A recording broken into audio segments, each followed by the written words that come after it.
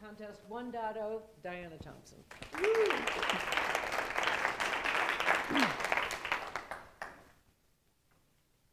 I realize that you are all sitting there expecting to see a speech worthy of the contest for the World Championship of Public Speaking.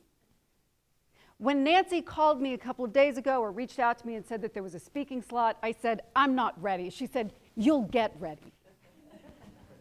I'm not ready.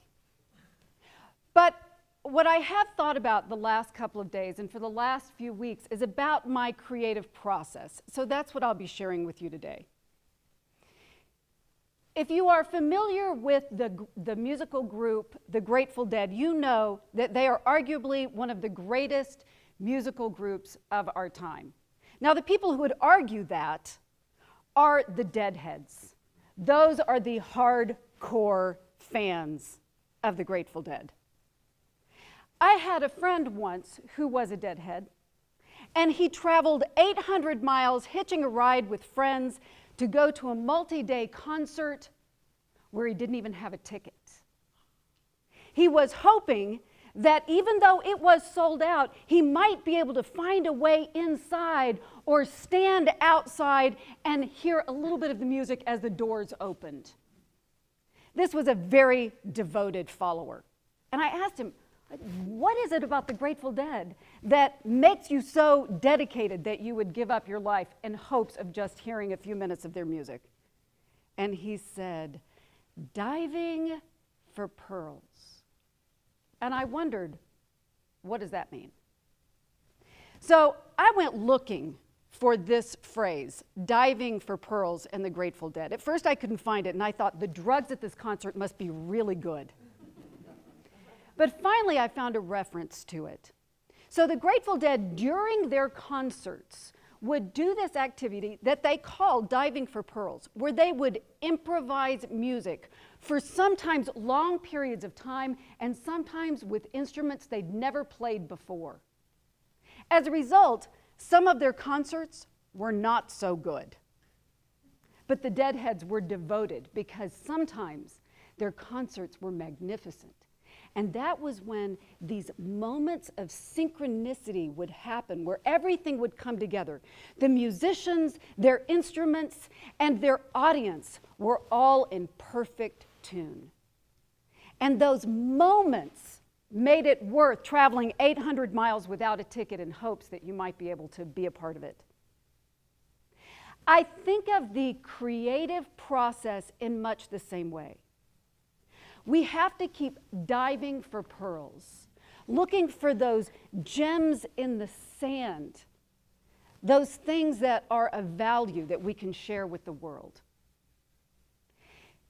For those who would dive for pearls hundreds of years ago, initially when they would go into the water, they could find pearls within about 5-8 feet down. But of course, over time, they would fish those areas clean, and they had to keep going deeper and deeper and deeper until these divers would be forced to take one breath of air and dive as deep as 50 feet to dig around for the mussels in the bottom of the sand. Sometimes they would harvest hundreds or thousands of shells before they would find a single pearl. As artists and writers and speakers, that's just what we have to do. We have to keep diving deeper and deeper and deeper, and sometimes it seems fruitless. Because the work is so hard, it's easy to fake it, to manufacture pearls, to find something that seems like it could be of value if we talk big enough, if we make it animated and energetic, and make it seem like it's interesting enough that we can sell it as something of value. Other times, it may be easy to take those jewels of someone else and try to polish them and make them our own. But the only way that we can truly find those jewels that are something of value to share with the world. As a speaker, we have to keep diving deeper, deeper into our fears, into our imagination, into our experiences, our thoughts, our ideas, our wants, our needs. And sometimes it seems like it's just too hard. We won't make it to the top. You can get locked into a fear or a memory and lose your breath.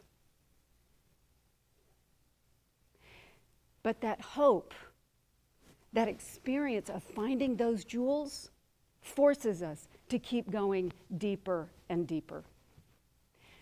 So I'm very sorry to say that I don't have my championship speech 1.0. But I promise you that I have been diving. I've been diving for pearls. And I've picked up a few clams that I really thought had the gem inside. But I haven't found it yet. When I do, if I do, I hope that it will be that pearl of great price. Thank you.